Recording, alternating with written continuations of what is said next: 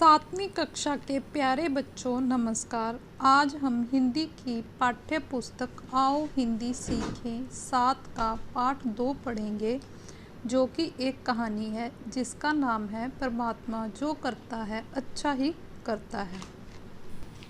पाठ 2 परमात्मा जो करता है अच्छा ही करता है। किसी समय किसी देश में सूरसेन नामक राजा हुआ करता था। वह अपनी संतान के समान प्रजा का पालन करता था। सुमति नामक उसके मंत्री का परमात्मा पर अटूट विश्वास था। परमात्मा जो करता है अच्छा ही करता है, वह ऐसा मानता भी था और इस पर अमल भी करता था। कोई भी बुरी घटना उसको डामाडोल नहीं कर सकती थी।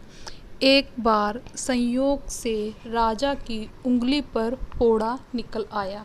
पीड़ा से बेचैन होकर उसने मंत्री को बुला भेजा। मंत्री ने दर्द से बेहाल राजा को भी परमात्मा जो करता है अच्छा ही करता है यही शब्द कहे। राजा सोचने लगा, यह मंत्री कितना पत्थर दिल है, इस हालत में भी मुझ पर दया नहीं करता। कुछ समय बाद रोग के बढ़ जाने के कारण राजा की उंगली गल गई। उसकी उंगली का गला भाग काटना पड़ा। वह अपने जीवन के बारे में निराश हो गया। उसने फिर मंत्री को बुला भेजा।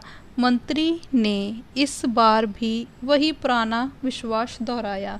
क्रोध से जल भुनकर राजा ने सोचा, अरे यह दुष्ट मंत्री बहुत ही कीर्तघन है। स्वस्थ हो जाने पर मैं अवश्य ही इसको मौत के घाट उतार दूंगा। आखिर राजा रोगहीन हो गया और पहले की तरह राज्य का काम काज करने लगा।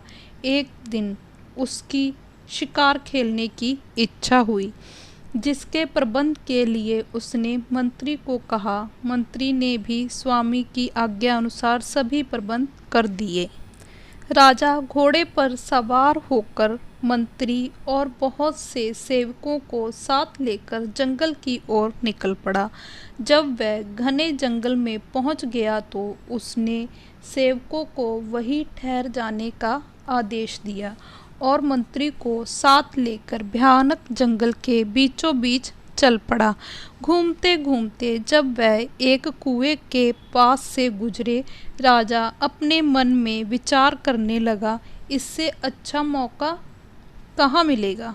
प्यास का बहाना बनाकर इसे कुएं से जल लाने की आज्ञा देता हूँ और ज्यों ही यह जल निकालने के लिए नीचे की ओर झुकेगा, मैं इसे कुएं में गिरा दूंगा। राजा ने जैसा सोचा था वैसा ही कर दिखाया। मंत्री ने गिरते गिरते भी वही पुराने शब्द दोहराए, परमात्मा जो करता है अच्छा ही करता है। इतने में सूर्य देवता अपनी किरणें समेट कर अस्त हो गए। राजा को जंगल से बाहर निकलने का मार्ग नहीं सूझ रहा था। जंगली जानवर चारों ओर घूमने शुरू हो गए। आखिर थका हारा राजा डर का मारा एक वृक्ष पर चढ़ कर जा छिपा। उसने घोड़े को पहले ही वृक्ष के नीचे बांध दिया था। अब रात काफ़ी घनी हो चुकी थी। इतने में किसी दूसरे के राजा के सैनिकों का एक बहुत बड़ा दल उस भयानक जंगल में घुस आया। घोड़े को वृक्ष के साथ बंधा देखकर उनको विश्वास हो गया कि इसका सवार भी अवश्य ही आसपास छिपा बैठा होगा। वह लोग मन ही मन प्रसन्न हो रहे थे कि यदि कोई मनुष्य उनके हाथ लग जाएगा तो वह उसे प्रातःकाल राजा के पास ले जाएंगे। राजा चामुंडा देवी को उसकी बलि चढ़ाकर अपना संकल्प पूरा कर लेगा और उनके कर्तव्य का पालन भी हो जाएगा। पल भर में उनमें से एक सैनिक वृक्ष पर जा चढ़ा और राजा को बांधकर नीचे उतार लाया। राजा को घोड़े पर बिठाकर वह सभी लोग विजय के गीत गाते हुए अपने देश की ओर चल पड़े और हाथ लगे शिकार को अपने स्वामी की सेवा में हाजिर कर दिया। अब बलि देने की तैयारियां शुरू हो गईं। अभी जल्लाद ने तलवार उठाई ही थी कि राजा की नज़र बलि जीव के कटे हुए अंग पर जा टिकी। राजा हैरान होकर चिल्ला उठा, अरे पापियों, ये क्या कर डाला? तुम नहीं जानते कि अंगहीन मनुष्य की बलि नहीं दी जाती? तो हटाइए इसे यहाँ से। फिर क्या था? राजा सूरसेन अपने प्राणों की खैर मनाता हुआ वहां से तत्काल निकल भागा। राजधानी लौटते हुए मार्ग में राजा के विचारों ने पलटा खाया। सोचने लगा कि मंत्री के इस विश्वास को कि परमात्मा जो करता है अच्छा ही करता है, मैंने भली भांति परख लिया है। अंगहीन होने के कारण ही मेरी जान बची है। अब मैं शीघ्र ही अपने नेक दिल मंत्री के पास जाता हूँ। नाहक उसकी हत्या करके मैंने घोर अपराध किया है। क्या अब वह अब भी जीवित है? चलकर देखता हूँ। कुएं के पास पहुंचकर वह जोर से पुकारने लगा, हे धर्मात्मा बंधुवर, क्या तुम अभी भी जिंदा हो? राजा के वचन सुन मंत्री ने उत्तर दिया, राजन, मैं कुएं में मृत्यु तुल्य जीवन बिता रहा हूँ। इच्छा हो तो मुझे निकालिए। राजा ने मंत्री को कुएं से बाहर निकाला, बार बार अपना दोष स्वीकार करते हुए उससे क्षमा मांगी। मंत्री ने कहा, महाराज, परमात्मा जो करता है अच्छा ही करता है। मेरा कुएं में गिरना भी एक शुभ लक्षण था। अंगहीन होने के कारण आप तो बच जाते, परंतु मुझ भले अच्छे मनुष्य का मौत से छुटकारा पाना संभव ना होता। इसीलिए मानना पड़ता है कि यह सब कुछ परमात्मा ने भलाई के लिए ही किया है। अंत में प्रसन्नता पूर्वक दोनों राजधानी लौट आई। इस प्रकार हमारी कहानी यहाँ पर समाप्त होती है। इसके बाद हम इस कहानी का अभ्यास करेंगे। बच्चों, मेरा यह कहानी पढ़कर सुनाने का मकसद है कि आप इस कहानी में आए कठिन शब्दों का शुद्ध उच्चारण सीख सकें। अब हम अभ्यास करते हैं। अभ्यास प्रश्न 1। नीचे गुरुमुखी और देवनागरी लिपि में दिए गए शब्दों को पढ़ें और हिंदी शब्दों में लिखने का अभ्यास करें। सूरसेन, सूरसेन, संतान, संतान, परमात्मा, परमात्मा, पत्थर, पत्थर, जल्लाद, जल्लाद, विश्वास, विश्वास, घटना, घटना, आज्ञा, आज्ञा, मंत्री, मंत्री, अंगहीन, अंगहीन। प्रश्न 2। नीचे एक ही अर्थ के लिए पंजाबी और हिंदी भाषा में शब्द दिए गए हैं। इन्हें ध्यान से पढ़ें और हिंदी शब्दों को लिखें। निरोग, रोगहीन, कीर्तन, कीर्तन, एमे, नाहक, खूह, कुआ, छिपना, अस्त, दरख्त, वृक्ष, बलि दा बकरा, बलि जीव, मौत बराबर, मृत्यु तुल्य, प्रा वर्गा, बंधुवर, खिमा, क्षमा। प्रश्न 3। इन प्रश्नों के उत्तर 1 या 2 वाक्यों में लिखें। प्रश्न क, सुमति कौन था? उत्तर, सुमति राजा सूरसेन का मंत्री था। अगला प्रश्न है, सुमति किस बात पर विश्वास करता था? उत्तर, सुमति परमात्मा जो करता है अच्छा ही करता है। अगला प्रश्न, राजा सूरसेन शिकार खेलने कहाँ गया? उत्तर, राजा सूरसेन शिकार खेलने जंगल में गया। अगला प्रश्न, राजा ने मंत्री से बदला लेने का क्या उपाय सोचा? उत्तर, राजा ने मंत्री से बदला लेने के लिए प्यास का बहाना बनाकर मंत्री को कुएं से जल लाने को कहा और जैसे ही मंत्री जल निकालने के लिए नीचे झुका तो राजा ने उसे कुएं में धकेल दिया। अगला प्रश्न, राजा ने अपने घोड़े को कहाँ बांधा? उत्तर, राजा ने अपने घोड़े को वृक्ष के साथ बांधा।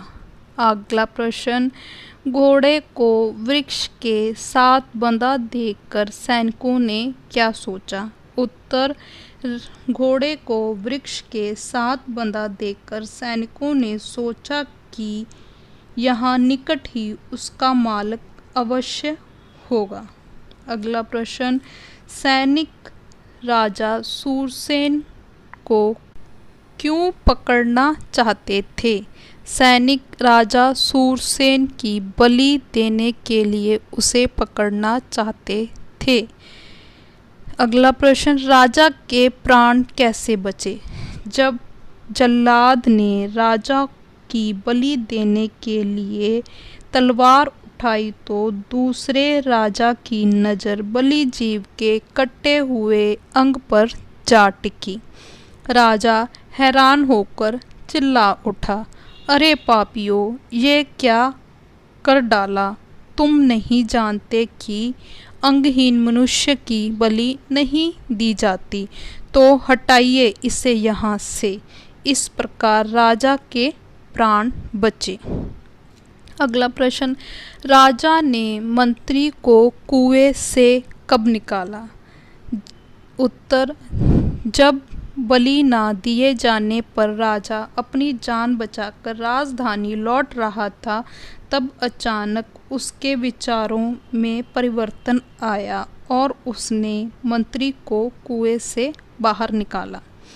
अगला प्रश्न, राजा ने किससे क्षमा मांगी?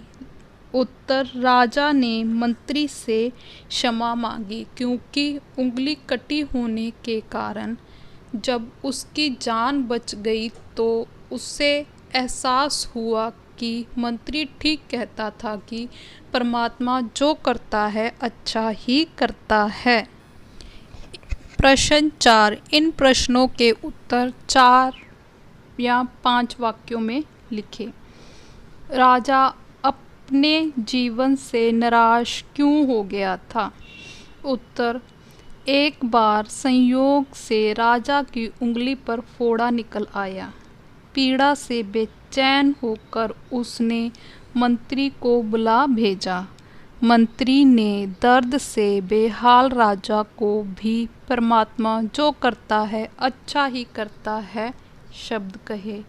राजा सोचने लगा, यह मंत्री कितना पत्थर दिल है, इस हालत में भी मुझ पर दया नहीं करता।